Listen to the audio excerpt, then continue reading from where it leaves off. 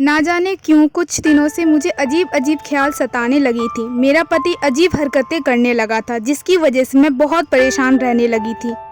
मुझ पर बिना वजह की रोक टोक करता था। इतना सारा कानून लगा रखा था कि हर वक्त मुझ पर नज़र रखता था, ऐसे जैसे मैं भाग जाऊंगी। मुझे छत तो क्या खिड़की से बाहर देखने तक की इजाज़त नहीं थी। ऐसा लग रहा था मैं किसी कैद में हूँ। कभी जान निछावर करता तो कभी बिल्कुल अजनबी बन जाता था। मुझसे अपनी चीजें छुपाता था। मुझे अपने फोन को भी हाथ तक नहीं लगाने देता। अपनी सारी चीजें लॉक करके रखता था। किसी का भी फोन आता तो उठाकर बाहर चला जाता था या मुझे कहता कि तुम बाहर जाओ, मैं फोन पर बात करूंगा और चुपके से मेरी बातें ना सुनना। मुझे बिल्कुल पसंद नहीं कि कोई चुपके से मेरी बातें सुने और मैं रोहित की बातें सुनकर बहुत शर्मिंदा हो जाती थी। रोहित हर वक्त अपनी अलमारी को लॉक रखता था और किसी कीमती सामान की तरह अलमारी की चाबी अपनी जेब में रखता था और सुबह उठकर अपनी अलमारी को देखता था कि कोई चीज इधर उधर तो नहीं हुई। हालांकि चाबी तो उसके पास ही होती थी, फिर भी शक करता था कि मैं इसके पीठ पीछे उसकी चीजों को उठाती हूँ या देखती हूँ। कभी कभी तो मुझे लगता था कि रोहित किसी बीमारी का शिकार है। जब खुद का काम होता तो एकदम मेहरबान हो जाता था।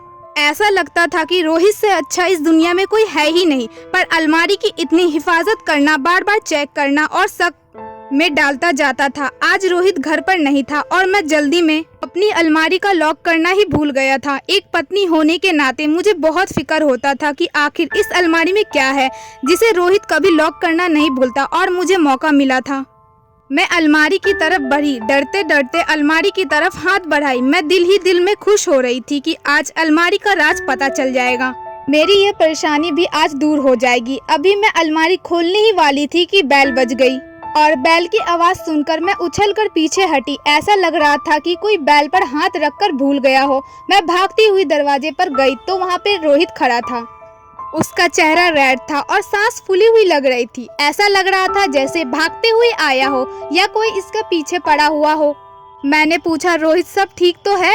आप अभी तो काम पर गए थे, इतनी जल्दी वापस कैसे? और रोहित मुझे रास्ते से हटाते हुए बोला, जरूरी चीज लेना भूल गया था, और सीधा कमरे में गया और कमरे का दरवाजा बंद कर दिया। थोड़ी देर बाद रोहित दोबारा ऑफिस के लिए निकल गया और मैं कमरे में आई तो मुझे बहुत मायूसी सी हुई। रोहित ने अलमारी लॉक कर दी थी और चाबी अपने साथ ले गया। अब मेरा शक सही निकला। मतलब कुछ तो इस अलमारी में था जिसे रोहित मुझसे छुपा रहा था। मेरा दिल कह रहा था कि कुछ तो गड़बड़ जरूर है, कुछ बुरा होने वाला है। मैं अपना सर पकड़कर बैठ गई। बचपन से ही मेरा दिमाग बहुत तेज था। मुझे पहले ही पता हो जाता कि कुछ बुरा होने वाला है। आखिर इस अलमारी में ऐसा क्या था जो मुझसे छुपा रहा था? पति पत्नी में तो कोई राज नहीं होता। मुझे तो बहुत बुरा लगा कि रोहित मुझसे चीजें छुपाता है और अब मेरा शक यकीन में बदल गया था। मुझे लग रहा था जरूर किसी लड़की का चक्कर है, इसलिए रोहित मुझसे खुश नहीं रहता है। अब मैं सोच रही थी कि रोहित की जिंदगी में कोई और लड़की थी तो उसने मुझसे शादी क्यों की? कोई मजबूरी होगी। रोहित के पापा राजी नहीं होंगे या लड़की के घर वाले राजी नहीं हुए होंगे। अब मेरा दिल में बस यही बात घूम रही थी कि रोहित बहुत जल्द मुझे छोड़ देगा और दूसरी शादी कर लेगा। ये सोचकर मेरा दिल बैठने लगा था। मैं रोहित के सारे काम करना चाहती थी ताकि वह मुझे ना छोड़े, पर रोहित अपना काम खुद करता था। एक दिन मैंने रोहित से कहा, आप अपनी अलमारी की चाबी मुझे दे दे ताकि मैं आपकी अलमारी की सफाई और सेटिंग कर दूं। ऐसा कहके रोहित को गौर से देखने लगी। वह बोला, इसकी जरूरत नहीं, मैं खुद कर लूंगा। अलमारी में मेरे जरूरी पेपर है, उनको मैं किसी को हाथ लगाने नहीं देता। अगर एक भी चीज इधर उधर हो गई तो मुश्किल हो जाएगी। मैं प्यार से बोली, रोहित मैं आपकी कोई चीज इधर उधर नहीं करूंगी। एक बार में तुम्हें मेरी बात समझ नहीं आती? रोहित ने गुस्से से मुझे जवाब दिया और मैं चुप हो गई। फिर रोहित ने मुंह फेर लिया। इसका मतलब यह होता है कि मैं बात करने के लिए मूड में नहीं हूँ। मैं गरीब घराने से थी, मैं खूबसूरत और पढ़ी लिखी थी। गरीब होने की वजह से कोई अच्छा रिश्ता नहीं आता था क्योंकि मेरे पापा दहेज देने के काबिल नहीं थे। तभी रोहित और उसके पापा एक दिन अचानक हमारे घर आए और मेरा रिश्ता मांगे और दहेज देने से साफ मना कर दिया था। फिर मेरे गरीब माँ बाप बहुत खुश हुए और बिना देर किए शादी के लिए राजी हो गए और बिना देखभाल के मेरा रिश्ता रोहित से कर दिया। एक हफ्ते के अंदर अंदर मेरी शादी रोहित से हो गई। मैं बहुत खुश थी कि मेरी नसीब जाग गई है और बैठे बैठे इतना अच्छा रिश्ता मिल गया। पर किस्मत को कुछ और ही मंजूर था। न लग रहा था कि कोई तीसरी आंख मुझे इस हालत में देख रही है, जैसे मोबाइल का कैमरा नहीं बल्कि कोई इंसान मुझे देख रहा हो। मुझे इस बात से बहुत तकलीफ हुई, पर एक रात की दुल्हन थी, मैं कुछ कह भी नहीं सकती थी। न जाने क्या बात रोहित को बुरी लग जाती है। मैंने सोच लिया था कि मैं रोहित को बाद में समझाऊंगी कि ऐसा नहीं करते। फिर बाद में मैंने कहा, लेकिन रोहित ने मेरी एक ना सुनी थी। फिर रोज का यही काम हो गया और मैं रोहित को हमेशा समझाती, लेकिन वह मेरी एक ना सुनता। वह कमरे में आते ही कैमरा चालू कर लेता। मैं शर्म से सर झुका लेती थी। शायद मेरी जगह कोई और लड़की होती तो अपने पति के खुशी के लिए सब कुछ कर गुजरती, पर मैं इस किस्म की लड़की नहीं थी। मैं शुरू से ही शर्मीली टाइप की लड़की थी। कमरे के अंदर ये हाल था और कमरे से बाहर निकलती तो मेरा ससुर अजीब नजरों से ऊपर से नीचे तक मुझे देखता और मैं परेशान हो जाती। ससुर मुझे एक आंख नहीं भाता था। एक लड़की होने के नाते मैंने उसकी गंदी नजरों में छुपाई हुई ख्वाहिश पढ़ ली थी।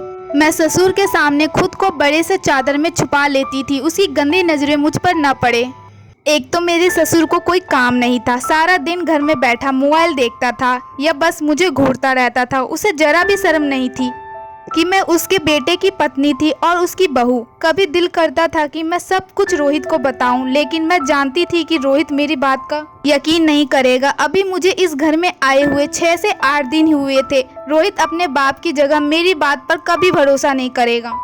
घर में हम सिर्फ 3 थे, मैं, रोहित और मेरे ससुर। मैं इस बात का भी ससुर का धन्यवाद करती थी, उसने मुझे हाथ लगाने की कोशिश नहीं की, बस नजरों से ही मुझे घूरा करता था। पर कभी कभी हाथ वो काम नहीं करते जो आंख कर जाती है। एक बार रोहित नहा रहा था, मैंने चुपके से उसका मोबाइल उठाकर देखा तो मैं हैरान रह गई, क्योंकि उनके मोबाइल में भी फिंगरप्रिंट लगा हुआ था। और रोहित के निकलने से पहले मैंने उसका मोबाइल वैसे ही रख दिया और सारा दिन अपने दिमाग में यही बात सोचती रही कि उनकी अलमारी भी लॉक, फोन पर भी लॉक लगा हुआ है, मुझे कहीं आने जाने भी नहीं देते। आखिर क्या मामला है? मेरी शादी को 1 महीने हो गए थे। इस 1 महीने में कोई ऐसा दिन नहीं था जब मैं ढंग से खुश हो पाऊँ। जब भी मायके जाने का नाम लेती मेरे पति मुझे रोक लेते और मैं अपने माँ बाप के लिए बहुत उदास होती थी। मेरे मम्मी पापा, बहन भाई मुझे बहुत याद आते थे। ऐसा पहली बार हुआ था कि मैं उन लोगों से इतने दिन दूर रही थी। और दूसरी, विवेक के मोबाइल में हमारे वीडियो मुझे बहुत परेशान करता था। अगर कभी किसी ने वीडियो देख लिया तो जाने मेरे बारे में क्या सोचेंगे। मैं इस बात से बहुत परेशान थी। उस रात मुझे नींद नहीं आ रही थी। सारी रात मेरी करवट बदलते बदलते गुजर रही थी। रोहित गहरी नींद में सो रहा था। तभी मैंने आराम से रोहित का मोबाइल लिया और धड़कते दिल से रोहित का फिंगर मोबाइल पर रख दिया और मोबाइल का लॉक खुल गया। मोबाइल लेकर मैंने दूसरी तरफ करवट ली और कम्बल में सर ढक लिया और आराम आराम से मोबाइल की तलाशी लेने लगी। मेरा दिल जोर से धड़क रहा था। ऐसा लग रहा था दिल की हड्डियां तोड़कर बाहर निकल आएगा। अगर रोहित की आंख खुल गई और उसने मेरे हाथ में अपना मोबाइल देखा तो बहुत गुस्सा करेगा और मुझे घर से भी निकाल देगा, क्योंकि वह अपनी चीजों के मामले में बहुत टेढ़ा था। आपका इस वीडियो में सब्सक्राइब कीजिए थिंक विद ब्रेन चैनल को और क्लिक कीजिए बेल आइकन पे, जिससे आपको मिल सके मेरी लेटेस्ट वीडियो की नोटिफिकेशन सबसे